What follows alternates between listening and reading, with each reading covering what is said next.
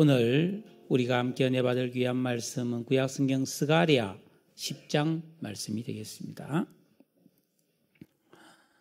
1320페이지 정도에 있습니다. 스가랴 10장 말씀을 우리 한 절씩 번갈아 읽도록 하겠습니다. 봄비가 올 때에 여호와 곧 구름을 일게 하시는 여호와께 비를 구하라. 무리에게 수낙비를 내려서 밭의 채소를 각 사람에게 주시리라.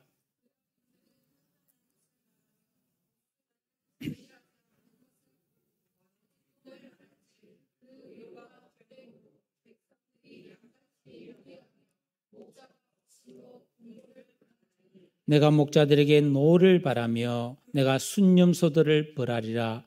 만군의 여호와가 그 무리 곧 유다 족속을 돌보아 그들을 전쟁의 준마와 같게 하리니.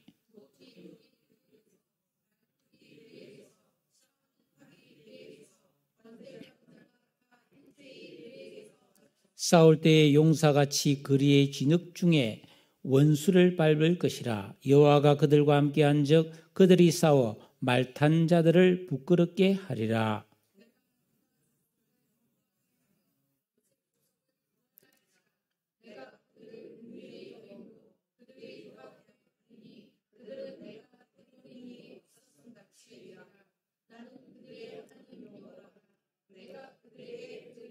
에브라임이 용사 같아서 포도주를 마심같이 마음이 즐거울 것이요 그들의 자손은 보고 기뻐하며 여호와로 말미암아 마음에 즐거워하리라.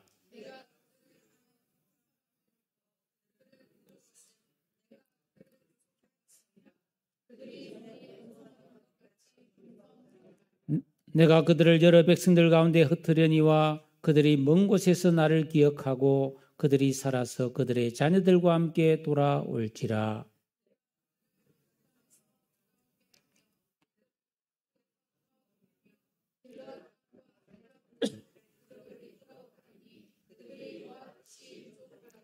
내가 그들이 고난의 바다를 지나갈 때마다 바다 물결을 치리니 나일의 깊은 곳이 다 마르겠고 아수르의 교만이 낮아지겠고 애굽의 규가 없어지리라.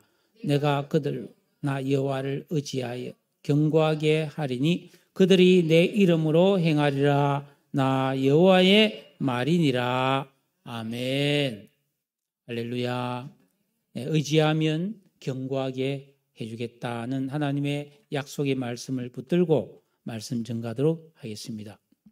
인천에서 태어나 9살의 부모님과 함께 미국으로 이민을 떠난 여자아이가 있었습니다. 너무 가난해서 하루 세끼 365일 빵만 먹으며 배고픔을 달랬습니다. 그러나 학교 공부는 늘 상위권이었습니다. 왜? 공부밖에 할 게 없었어요. 대학 입시를 앞두고 펜실베니아 대학이라는 아주 좋은 대학을 가려고 했는데 그 학교에는 유학생을 위한 또 동양인을 위한 특별 프로그램이 없다고 만류하는 바람에 프린스턴 대학을 지나가게 되었습니다. 어려운 대학이죠. 굉장히 세계적으로 좋은 대학인데 두려웠지만은 학교 선생님 한 분이 넌 갈 수 있다고 격려해 주셨습니다. 부모도 돈벌이 하느라고 돌봐주지 못하는데 오직 한 분 선생님의 지지에 힘입어서 이 외로운 소녀는 배고픔을 달래가면서 죽기 살기로 공부해서 그 미국의 대학 입시가 SAT라고 있는데 1600점 만점인데 1580점을 맞이해서 최상위권으로 학교에 입학하게 됩니다. 그런데 그 입학 서류에 부모님의 지난 1년간의 소득을 적으라는 난이 있었어요. 그래서 18,000불, 2천만 원이나 적은데 미국에서는 이렇게 하위권에 있는 가난한 그런 수입이었습니다. 눈물이 났습니다. 어쨌든 학교에 입학을 해서 열심히 공부해서 서양 미술사를 공부하고 출판 후 유명 출판사에 취업을 했는데 인종차별이 너무 심해서 못 견디고 사표를 내고 스스로 작가가 되기로 마음먹었습니다. 어릴 때부터 들었던 자기 할아버지가 독립운동을 했고 상해 임시정부에서 김구 주석과 함께 이제 같이 일을 했던 그 이야기를 어릴 때부터 많이 들었기 때문에 그 독립군 할아버지, 우리나라의 그 일제 강점기를 한번 소설로 쓰고 싶었습니다. 절치부심하면서 6년 동안 매일매일 가난 속에서도 자료를 찾고 연구하면서 구한말 일제시대 때 그 고통과 어려움에서 독립운동을 했던 우리나라의 역사를 무려 600페이지를 썼습니다. 저기 보는 작은 땅의 야수들, 김주혜 작가인데 이 책의 내용에 보면은 제가 책을 이제 주문을 했는데 아마 매일 좀 올 것 같아요. 그러나 이제 책 리뷰라든지 전체 줄거리들을 다 보니까 우리나라의 그 독립군들은 그 독립운동을 할 때 얼마나 힘들었겠어요. 나라도 없이 도와주는 사람 없이. 그렇지만 정의와 용기와 신실함과 신의와 사랑과 우정을 잃지 않았다는 거예요. 즉 뭡니까? 올바르게 살면서 올바른 일을 했다. 멋있는 이야기입니다. 그래서 우리나라는 강대국에 의해서 우연히 독립을 쟁취한 게 아니라 수많은 독립운동에 투신한 사람들이 이런 올바른 정신을 가지고 올바른 생활을 하면서 독립운동을 했기 때문에 하나님이 독립을 주셨다는 거예요. 2023년에 저 12월에 얼마 안 됐죠? 저 작은 땅의 야수들이라고 하는 이 책을 영어로 출판했는데 벌써 12개국에서 번역 출판되었고 2024년 얼마 전에 그 노벨상을 받은 한강 씨의 그 소식에 가려졌지만 그 노벨상과 거의 견줄 정도가 되는 톨스토이 문학상을 받았습니다. 러시아에서. 이 시상식에서 심사위원들이 이 김주혜스가 쓴 이 작은 땅의 야수들이라는 책은 톨스토이가 쓴 부활, 제와벌 같은 것과 거의 견줄 만한 작품이다. 이런 극찬을 받았습니다. 근데 이 책 속에 보면 제일 우리나라 호랑이 이야기가 많이 나와요. 호랑이. 이 땅에 살았던 이 호랑이는 굉장히 용맹한데 전 세계적으로 호랑이들이 있잖아요. 특히 벵갈 호랑이가 유명한데 보통 호랑이들이 크면 260kg 정도 엄청난 호랑이인데 우리나라 호랑이는 450kg가 있잖아요. 훨씬 더 용맹하고 그리고 이 호랑이가 영물처럼 은혜를 갚기도 하고 악한 자에게 복수도 하는 그런 호랑이를 그리고 있어요. 예. 그러면서 이 책에 가장 많은 분량이 3.1 독립운동에 됐었는데 분량이 굉장히 많고 거기에는 3.1 독립선언서 전문이 한자도 안 빼놓고 다 들어있습니다. 거기 보면 오등은 자의 조선의 독립국인과 조선인의 자주민임을 선포하느라 차로서 자손만대 과야 이러면서 우리 고등학교 다닐 때 다 외웠던 그런 독립선언서입니다. 그런데 이 출판하는 분들이 아니 이걸 굳이 다 넣을 필요가 있느냐? 분량이 너무 많으니까 줄여라. 안 됐다. 난 이거 빼면은 책 안 낸다.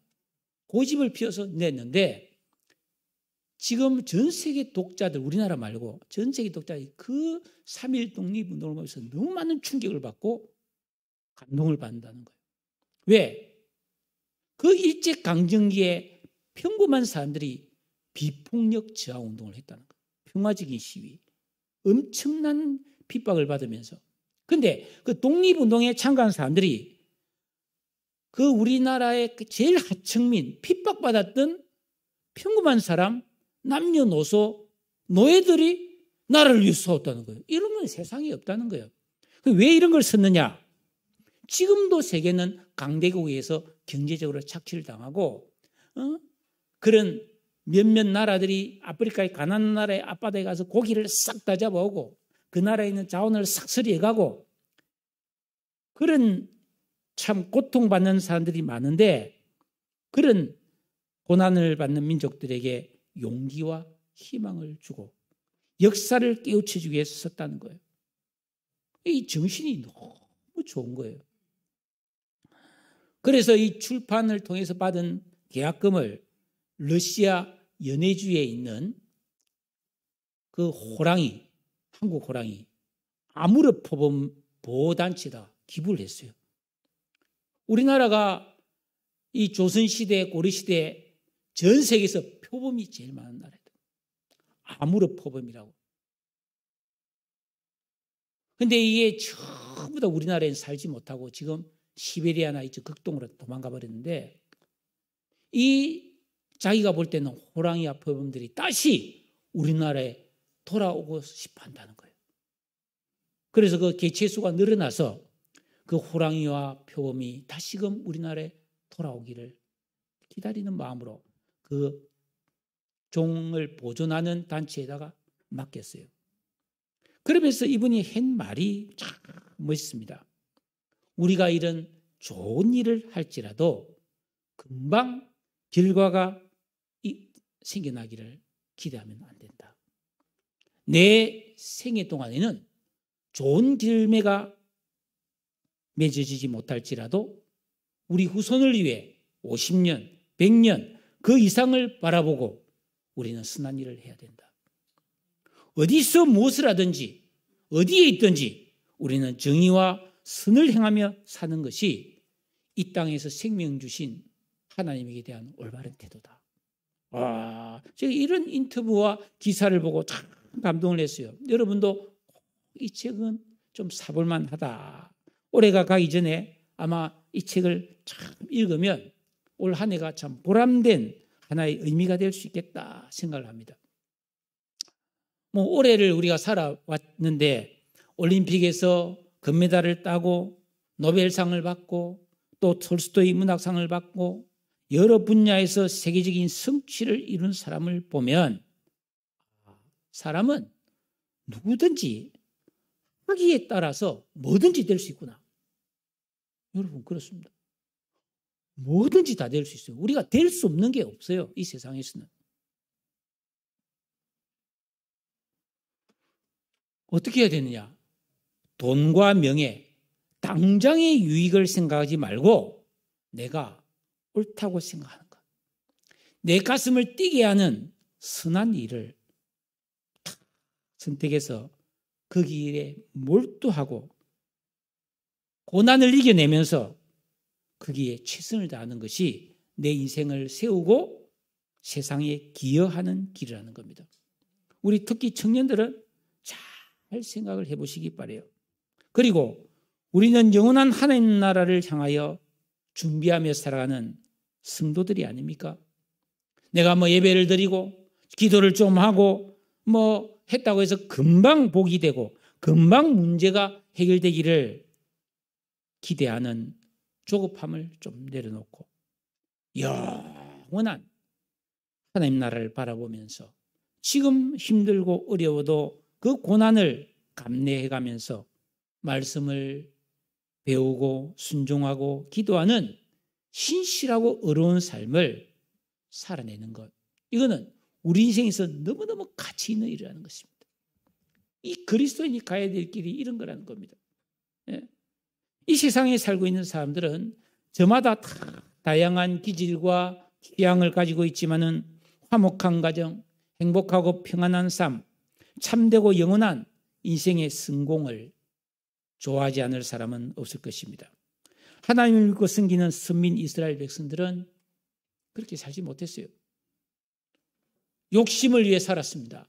죄를 지으며 살았습니다. 그래서 나라가 망하고 적국의 포로가 되어서 70년 동안 큰 시련과 아픔을 겪었어요. 그리고 하나님의 은혜로 다시 고향 땅에 돌아왔을 때 그들은 그렇구나. 개인뿐 아니라 가정, 한 나라의 안녕과 평화도 이건 하나님의 은혜와 돌봄이 아니면 이게 안 되는구나 하는 것을 깨달았어요. 그래서 포로에서 돌아온 이스라엘 백성들은 열리를 제쳐놓고 온갖 방해와 어려움을 이겨내며 성전을 건축하고 예배 생활을 해보겠습니다. 성도 여러분, 우리가 이 세상을 살아가려면 매일매일 수고로운 일상과 또 해결해야만 하는 문제들이 끊임없이 생겨납니다. 그래서 우리는 자칫 잘못하면 그냥 바쁘게 사는 거예요. 그냥 일하고 그때그때 터지는 일, 그거 따라 살기 쉽지만 그렇게 살면 안 돼요. 우리는 그보다 더 중요한 삶의 우선순위가 있다는 겁니다. 하나님을 예배하고 말씀을 통해 하나님 뜻을 배우고 깨달아서 그 하나님의 이끄심을 따라 미래를 바라보며 소망의 삶을 사는 것, 이걸 놓치면 안 된다는 것입니다. 이 스가랴 선지자는 우리가 지난주에 본 학계 선지자와 같은 시대에 활동하면서 그 성전 공사를 잘 마무리하고 이스라엘의 영적 부흥이 오도록 말씀을 전한 선지자입니다. 또 장차 오실 그 예수 그리스도의 그 메시아 왕국을 소망하면서 현재의 고통과 아픔을 이겨내도록 격려하기 위한 말씀을 기록했던 것이죠.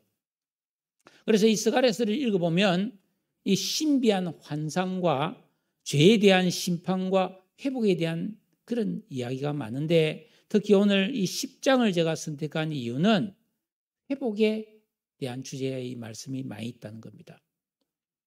이 하나님 말씀을 받아서 예언한 이 선지자들의 말씀에는 삼중적인 의미가 있는데, 첫째는 선지자가 있는 당대 그 시점에 대한 이야기를 합니다. 성전 지어야 됩니다. 여러분 방해를 고난을 이겨내야 됩니다 하는 지금에 대한 이야기를 하고, 이걸 좀 더 해석하면은 예수님이 오셔서 예수 믿고 구원받은 이 복음시대 성도들의 생활이 어떠해야 됨을 이야기하고, 또 한 걸음 더 나아가서는 예수님이 장차 재림해서 이 세상 역사가 종말이 끝나고 영원한 하나님 나라가 펼쳐지는 그때에 대한 예언을 이 복합적으로 하고 있는 거예요. 그래서 저는 이 세 가지 관점을 가지고 오늘 여러분과 함께 하나님 말씀을 해석하려고 합니다. 자, 1절에 보면 봄비가 올 때에, 이 이스라엘이 있는 가나안 땅은 1년에 2번 비 내리는 우기가 있습니다. 이 봄비는 3, 4월에 내리는 비로 이 비는 너무너무 중요한 비입니다. 한 해의 추수량을 결정짓는 꼭 필요한 비인 거예요. 그런데 비가 와야 되는데 계절에 따라 우리도 비가 오지 않습니까?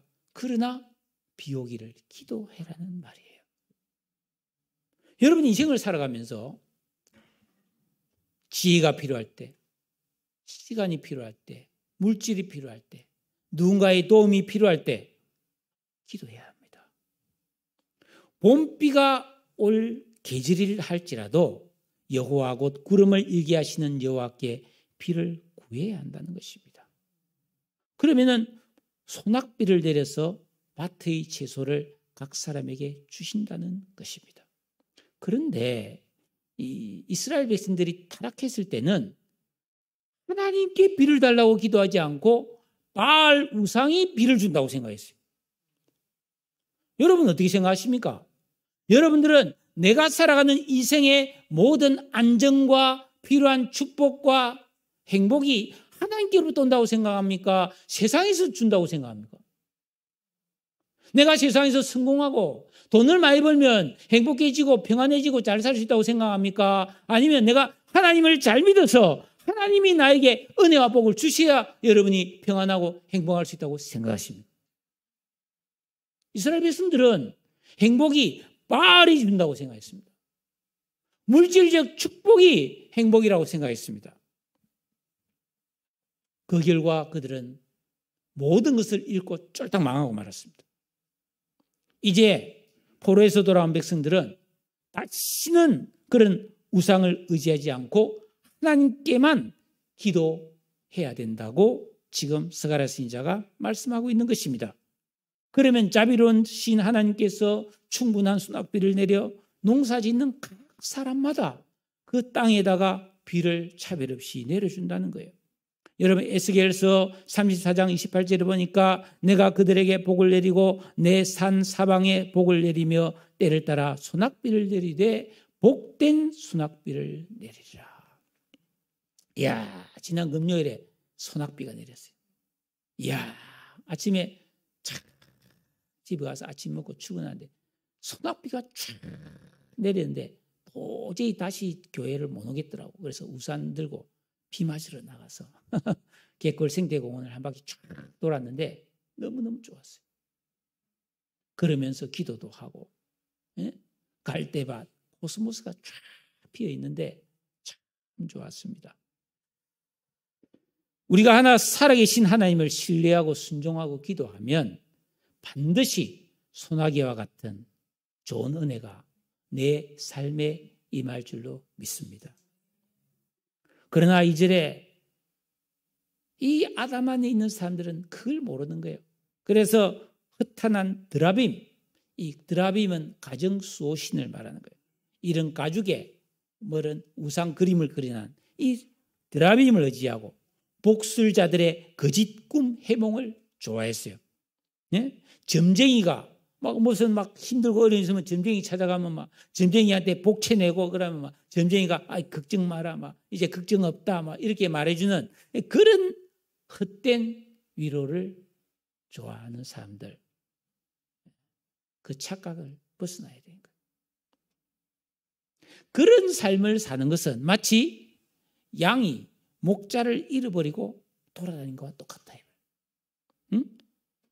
하나님을 신뢰하고 진리의 말씀이 주는 약속, 거룩한 삶을 따르지 않고 세상 지식, 유행과 욕심을 따르고 허망한 세상적 위로를 좋아하면 그 결말을 역시 곤고하고 허망해질 뿐이라는 겁니다. 여러분, 이 영적인 이런 질서와 섭리는 과거나 지금이나 똑같아요. 왜? 하나님은 어제, 오늘 또 미래도 영원히 동일하신 분이기 때문이에요. 3절에 그러므로 내가 목자들에게 노를 바라며 이 순염소들에게 벌하겠다. 여러분, 양떼, 즉 이스라엘 백성들을 잘못 인도하고 가르친 그 왕과 제사장과 관원들을 책망하시는 것입니다. 순염소는 뭡니까? 막 들이받는 거예요. 예? 백성의 지도자, 힘 있는 자들이 그 양떼를 잘 돌보는 게 아니라 들이받고 오히려 괴롭겠다는 것입니다.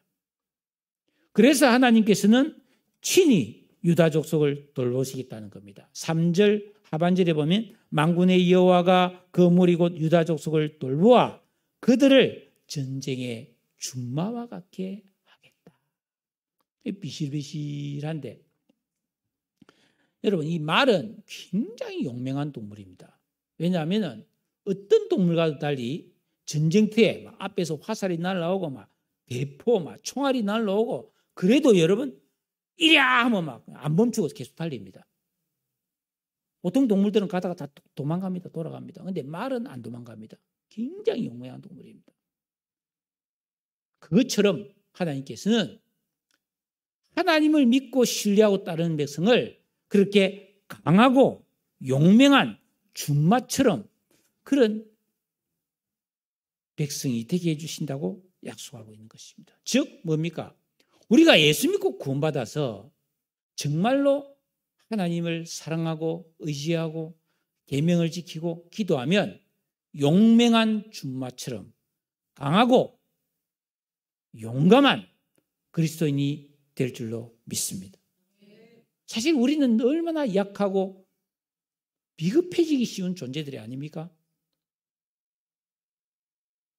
조금 힘들면 막 그냥 피하고 도망가고 큰 소리 빵빵 치지만 진짜 중요한 일에는 나서지 못하는, 인생에 모험을 하지 못하는 그런 유약한 존재들인데 우리는 예수 믿고 구원받아 하나님의 은혜로 강하고 담대한 용맹한 그리스도인이 다 될 수 있기를 축복합니다. 4절에 모퉁이 돌이 그에게서 말뚝이 그에게서 이게 4번 연속으로 계속 그에게서 뭔가 나온다고 말하고 있습니다. 그는 바로 유다 족속을 말하는 거예요. 하나님을 믿는 백성을 말하는 것입니다. 구원받은 성도를 말하는 것입니다. 거기서 모퉁이 돌이 나오는 거예요. 이 모퉁이 돌은 건물의 초석입니다. 건물이 딱 이렇게 네모 반듯할 때 요 모퉁이 딱 기역자 꺾이는 요 부분에 밑에 기초석이 있어서 이쪽 벽돌, 이쪽 벽돌이 동시에 딱 올라가는 게 모퉁이 돌이에요. 굉장히 중요한 기초석이죠.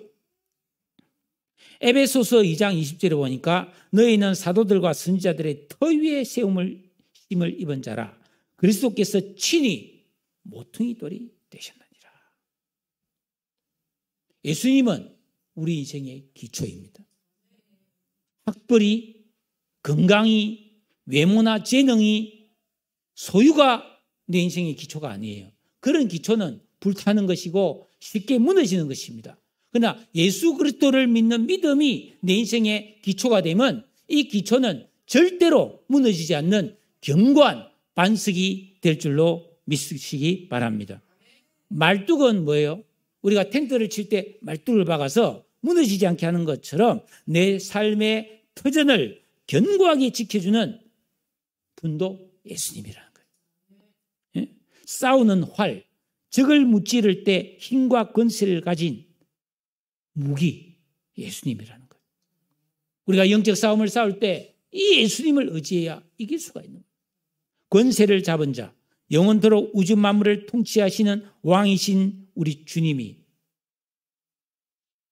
그 권세와 능력이 주님께 있는 거예요. 우리는 세상 권세 그런 거에 두려워하면 안 되는 겁니다.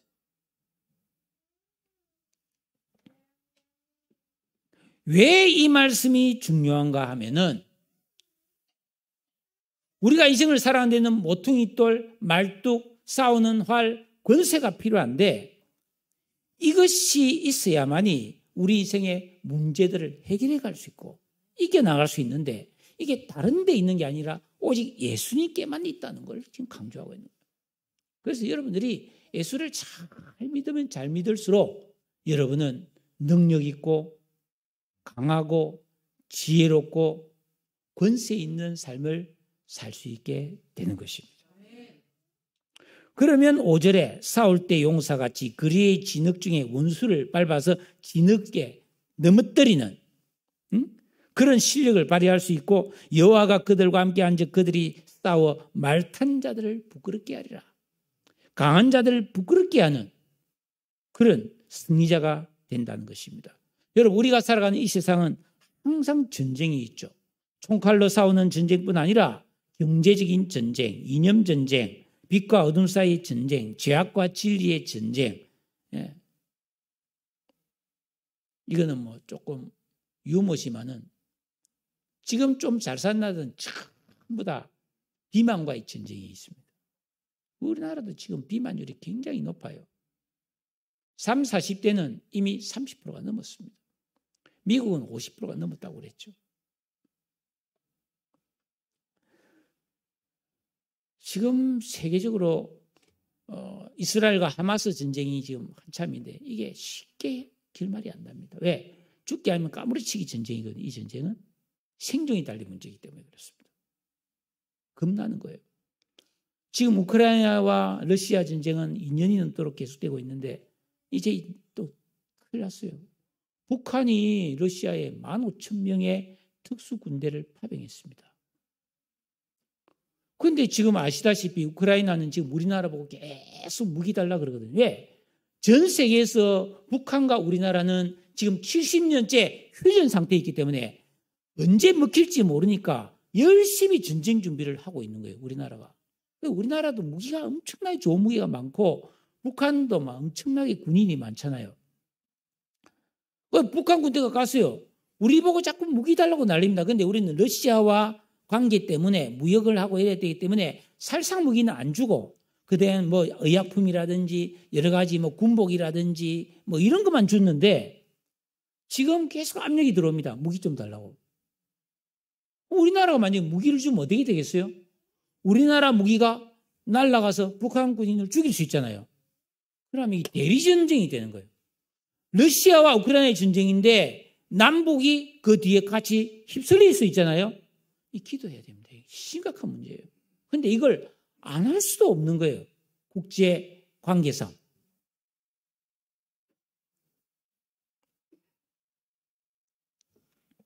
이 전쟁이 무서운 거 아닙니까? 그런데 여러분 기억하세요.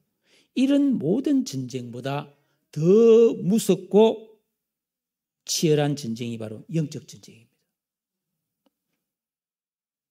마귀가 끊임없이 우리를 미혹하고 대적하고 공격하고 있는 것을 여러분들이 간과하면 안 됩니다. 네? 여러분, 만약에 뭐 지금 한참 이제 월드컵을 예선을 하고 있잖아요. 그 참가할 수 있는 자격을 따기 위한 예선들을 하고 있는데, 만약에 우리가 월드컵에 나가서 뭐 브라질이라든지 스페인이라든지 이런 세계적으로 최강팀을 만나면 어떻게 되겠어요? 쫄잖아요. 얼마나 그 팀을 이기기가 힘듭니까? 그것처럼 이 영적 전쟁도 우리가 마귀의 공격을 내 힘으로 이기는 것은 거의 불가능한 겁니다. 그러므로 우리는 뭡니까? 하나님 편에 있어서 주님을 의지해야 되는 거예요. 그럼 어떻게 하는 게 주님 편에 있는 겁니까? 어떻게 하는 게 주의 날개 아래 거하며 지존자의 은밀한 곳에 거주하라는 시편 90편처럼 내가 하나님의 보호와 인도를 받아 승리할 수 있습니까? 그거는 다른 거 없습니다. 주님을 내 왕으로 모시고 주님이 우리에게 주신 이 계명을 지키고 기도하는 진정한 영적 생활을 하는 것이야말로 내가 하나님 품 안에서 보호받는 유일한 길이고, 하나님이 나가서 싸워 승리할 때 그 승리가 나의 승리가 되는 줄로 믿으시기를 바랍니다. 그런데 철이 없는 양처럼 자기 속에 옳은 길로 자꾸 딴 길로 가버리면 어떻게 됐습니까? 그건 야수의 먹잇감밖에 안 됩니다. 처절한 실패를 맛볼 수밖에 없습니다. 우리 주님은 약속하셨습니다. 6절에 보면 내가 유다 족속을 견고하게 하며 요셉 족속을 구원하겠다. 내가 그들을 긍휼히 여김으로 그들이 돌아오게 하겠다. 그들은 내가 내버린 그런 일이 없었던 것 같이 해주겠다. 나는 그들의 하나님 여호와다. 내가 그들의 기도를 들어주겠다. 말씀하고 있습니다. 야, 하나님이 그래요. 이스라엘 백성들은 망했다가 다시 돌아온 사람이잖아요. 근데 돌아와서 하나님을 올바르게 섬기면 내가 너희들을 버린 적이 없는 것처럼 너희의 신분, 너희의 누릴 분깃과 행복을 완벽하게 회복시켜 주겠다는 약속입니다. 여러분 실패 경험해 본 적 있습니까? 좌절해 본 경험 있습니까? 그거 하나님을 올바르게 믿고 올바른 믿음 생활을 하면은 그 실패와 좌절과 절망이 없었던 것처럼 회복시켜 주실 줄로 믿으시기 바랍니다. 이게 내 힘으로는 안 되고 오직 전능하신 하나님의 능력으로만 되는 것입니다. 네? 그래서 7절에 보면 에브라임이 용사 같아서 포도주를 마신 같이 마음이 즐거울 것이요. 이 에브라임은 바로 북이스라엘을 가리키는데, 여러분 북이스라엘은 완전히 하나님을 대적하다가 BC 722년에 아시리아에 멸망해가지고 모든 사람이 다 포로로 끌려가서 전 세계로 뿔뿔이 흩어졌는데 못 돌아옵니다, 이 사람들은. 그래서 이 인간 역사에서 보면은 이 북이스라엘은 끝장났고 잊혀진 사람들이에요. 그래도 하나님은 안 잊어버리는 거예요. 그 사람들이 뭡니까? 견고하게 되고 구원받아서 돌아온다는 거예요. 실제로 그렇습니다. 거의 800년 만에 사도 바울이 세계로 전도하러 갔더니 그 북이스라엘 사람들의 후손들이 모여서 회당을 만들고 하나님 믿고 있는 거예요. 바울이 회당에 들어가서 복음 전했단 말이에요. 그 사람들이에요. 그들이 예수 믿고 구원받게 되는 거예요. 여러분, 하나님에게는 끝장난 사람이 없습니다. 하나님 절대로 우리를 잊지 아니하십니다. 네. 기억하시고 반드시 선한 길로 이끌어 주실 줄로 믿으시기를 바랍니다. 8절, 내가 그들을 향하여 휘파람을 불어 그들을 모을 것은 내가 그들을 구속하였기 때문이다. 이스라엘에는 많은 목자들이 들에서 양떼를 몰고 다니면서 풀을 뜯기는데, 양들이 흩어져서 풀을 뜯는데 이 목자가 휘파람을 휙휙 불면 양떼들이 쫙 모여든다는 거예요. 저도 보면 자랄 때 보면 우리 친구나 어른들 중에 휘파람을 기가 막히게 잘 부는, 혹시 여러분 휘파람 잘 부는 데 있어요? 휘파람이 악기예요. 뭐. 정말 노래도 안 돼. 나는 잘 안 되더라고. 휘파람이 안 돼. 잘 안 돼. 왜 잘 안 되는가? 안 불러봤으니까. 어릴 때 휘파람 부르면 막 혼났어요. 재수없다고. 그 휘파람이 귀신 부르는 거라고 뭐 그런 미신이 있어가지고 휘파람을 못 부르게 했어요. 우리한테는. 그래서 연습이 절대적으로 부족한 까닭이. 그런데 어쨌든 이스라엘에는 휘파람 불면 그 양떼들이 자기 주인의 휘파람 소리를 알고 오는 거예요. 그것처럼 하나님은 우리를 구속했다. 이 구속이 아닙니다. 구속인데 이 말은 구원하기 위해서 속전을 냈다. 대가를 지불하고 구원했다 이 뜻이에요. 그러니까 우리는 예수님이 십자가에 달려 자기가 생명을 내놓고 피를 흘리는 대가를 통해서 우리를 죄에서 구원한, 우리는 구속, 다른 말로 하면 속량받은 사람이잖아요. 이 속량받은 사람은 주님의 휘파람 소리를 들을 줄 알아야 된다. 즉 주님이 나를 부르는 소리. 오라 오라 방황치 말고 오라. 우리가 어떤 상황에 놓였든지 간에 우리는 주님의 음성을 들을 줄 알아야 돼. 성령의 인도를 받을 줄 알아야 돼. 요한복음 10장 14절에 나는 선한 목자라 나는 내 양을 알고 양도 나를 아는 것이 아버지께서 나를 아시고 내가 아버지를 아는 것 같으니 나는 양을 위하여 목숨을 버리노라 하신 것처럼 예수님께서 우리를 위하여 대신 죄를 담당해 주셨기 때문에 우리는 언제든지 주님의 음성을 듣고 안전지대로 들어갈 수 있는 줄로 믿습니다. 야, 우리가 하루 고생하고 너무너무 피곤하고 밖에서 막 험한 일 당하고 마음이 너무 슬플 때 그래도 우리 집에 가면 따뜻하게 맞아주는 가족들이 있고 또 보글보글보글 끓인 맛있는 된장찌개와 김치가 있고 그래서 저녁 먹고 편안하게 쉴 수 있는 집이 있으면 위로가 되잖아요. 우리는 이 하나님이라는 피난처, 하나님의 그 말씀이라는 휘파람을 듣고 그 길로 주께로 나아갈 수 있는 그런 영적인 사람이 되어야 할 줄로 믿습니다. 구원받은 성도들이 이렇게 주님의 음성을 듣고 주님의 부르심을 들을 줄 알 때 평화를 회복할 수가 있다. 내가 그들을 여러 백성들 가운데 흩으려니와 9절입니다. 그들이 먼 곳에서 나를 기억하고 그들이 살아서 그들의 자녀들과 함께 돌아온다. 이게 흩어버린다는 말은 이스라엘 백성들이 멸망하고 전 세계로 뿔뿔이 흩어졌잖아요. 근데 그 흩으라는 이 말이 그냥 뿔뿔이 나눈다는 뜻도 있지만은 이 말의 본래 뜻에는 씨를 뿌린다는 뜻도 있어요. 하나님께서는 이스라엘 백성들이 죄를 지었기 때문에 고향에서 못 살게 하고 전 세계로 흩었는데 그거는 버린 동시에 하나님이 그곳에 씨를 뿌린 것 같이 거기서 잘 자라라는 의미도 있다는 거예요.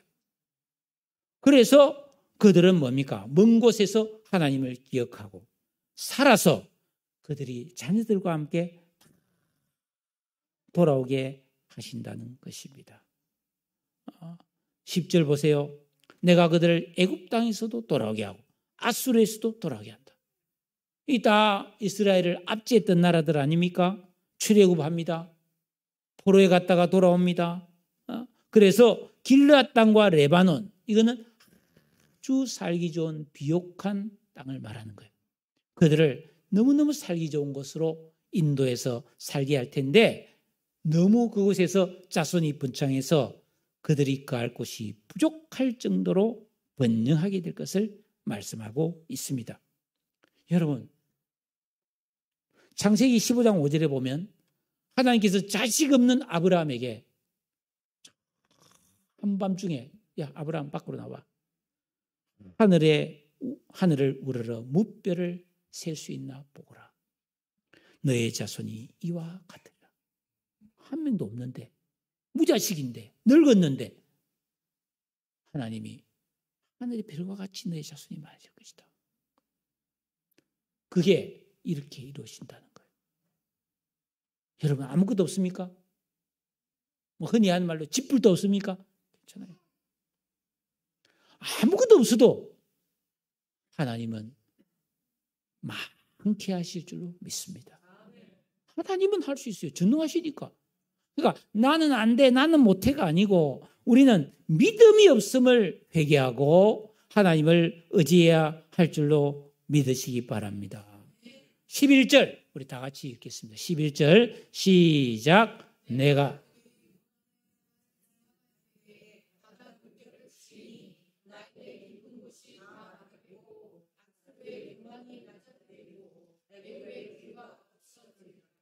여러분 구원받은 성도들이 살아가는 이 세상은 고난의 바다라. 뭐 고해, 뭐 흔히 하는 말 아니에요? 그렇습니다. 그런데 그런 고난의 바다를 지날 때 그 바다에는 파도가 있다. 이 파도가 하나님이 하시는 일을 하는 거예요. 저는 부산에서 자랐기 때문에 매일 바다를 봤어요. 파도 치는 바다를 너무너무 좋아하거든요. 그리고 제가 자란 모교회는 그 유명한 강알리 바닷가에 있어요. 딱 우리 교회처럼 딱 도로 하나 건너면 바다예요. 그 교회 가보면 교회 건물이 있고 종탑이 높은데 거기 보면 조그마한 골방들이 있어요. 종탑이 크기 때문에 골방들인데 그게 아무도 안 가 성도들이. 나는 거기를 잘 가요. 그 가면 조그마한 책상이 다 방마다 하나씩 있어요. 의자가 있고. 거기서 밤이나 새벽에 기도하면요. 파도 소리가 다 들려요. 철썩철썩. 근데 그때 이 말씀을 알았더라면 좋았을 텐데. 여러분, 우리가 고난의 바다를 지날 때, 세상에서 고생할 때 그 바다에 파도가 있다는 것은 하나님이 지금도 살아계시다는 증거라는 겁니다. 그래서 하나님은 언제나 물결을 쳐서 적을 물리쳐 주시고 우리를 지켜 보호하시고 인도해 주신다고 말씀하고 있습니다. 이사야 43장 2절에 너가 물 가운데로 지날 때 내가 너와 함께 할 것이라. 강을 건널 때 물이 너를 침몰하지 못할 것이며 대전하는 여호와 너의 하나님이요 이스라엘의 거룩한 이요 너의 구원자임이라. 우리는 이 세상에 나그네의 삶을 살면서 고난의 바다, 시련의 광야를 지나고 있는 중입니다. 기억하세요. 성도는 이 땅에서 천국처럼 살려고 하면 안 됩니다. 그건 안 되는 일입니다. 오히려 고난 속에서 아프고 힘들어도 주님을 의지하고 의롭고 선한 삶을 살아내야 합니다. 여러분, 어려움 때문에 약해지지 마십시오. 속상하다고 해서 믿음이 약해지면 안 되는 거예요. 이런저런 일이 있다고 해서 하나님과 거리두기 하면 안 되는 거예요. 더 하나님 앞에 가까이 나아가고 더 주님 앞에 엎드리셔야 합니다. 그래야 회복의 소망이 있기를 믿으시기 바랍니다. 이 땅에서의 불행과 슬픔, 가난과 질병, 외로움과 속상함은 영원한 것이 아닙니다. 어떠한 고난도 주님의 은혜가 임하면 눈 녹듯 사라지고 치료될 수 있습니다. 하나님의 약속과 소망을 신뢰하시기를 바랍니다. 마지막 12절입니다. 읽겠습니다. 시작. 내가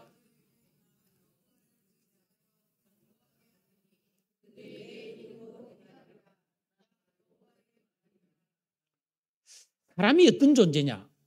우리 다 사람이잖아요. 인간이 어떤 존재인가를 알아야 우리는 올바른 선택을 할 수 있는데 시편 39편 6절에 보니까 사람은 그가 든든히 서 있는 때에도 진실로 모두가 허사뿐이니이다. 진실로 각 사람은 그림자같이 다니고 헛된 일로 소란하며 재물을 쌓으나 누가 거둘는지 알지 못합니다.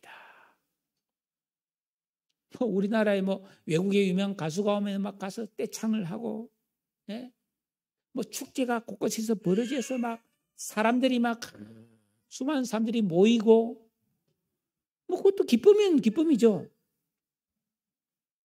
그렇게 소란하는 다 헛된 거예요, 사실. 그냥 한번 지나가는 일회성일 뿐이에요. 성경은 사람이 하나님의 형상으로 지음받은 탁월한 존재이지만 하나님이 나의 창조자요, 나의 왕이심을 잊어버린 그런 삶은 허망하다.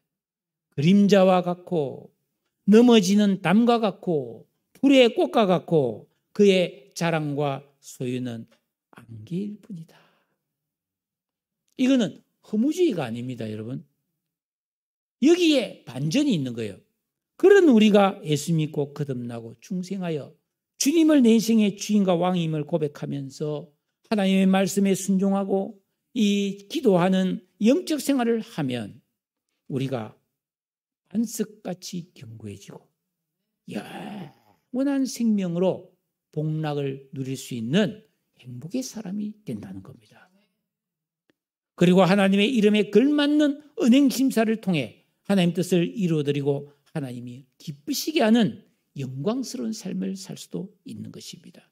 여러분, 봄비가 필요할 때 기도하라. 그럼 비를 주시는 은혜의 하나님이 있다. 대적들을 물리쳐 주시고 사랑하는 자를 반드시 구원하시는 위대하고 강하신 주님이 계시다. 복음의 휘파람을 불어 언제나 나를 바른 길로 인도하시는 은혜의 주님이 나와 함께 하신다. 고난의 이 바다를 지날 때 바다 물결을 치시며 우리를 보호하시고 바른 길로 이끌어주시는 풍랑 있는 바다에 걸어오셔서 그 제자들을 살려주신 예수님을 생각하십시오. 그 주님을 의지하라는 거예요. 왜 의지하지 않습니까? 할 수 있는데. 전능하신 사랑의 하나님을 의지하면 나의 삶, 나의 생명, 나의 구원은 반석처럼 견고해집니다. 순종과 기도의 삶을 살면서 마음을 고요하게 하며 영의 눈과 귀가 열리면 주님이 나를 부르는 휘파람 소리가 들립니다. 이 험한 세상 고난의 바다에서 주님이 역사하시는 파도를 보게 될 것입니다. 우리는 혼자가 아닙니다. 여러분, 힘을 내세요. 소망을 가지세요. 주님을 의지하세요. 그래서 여러분의 인생을 견고하게 건축하시기를 우리 주님의 이름으로 축복합니다. 기도하겠습니다. 오늘 말씀 생각하면서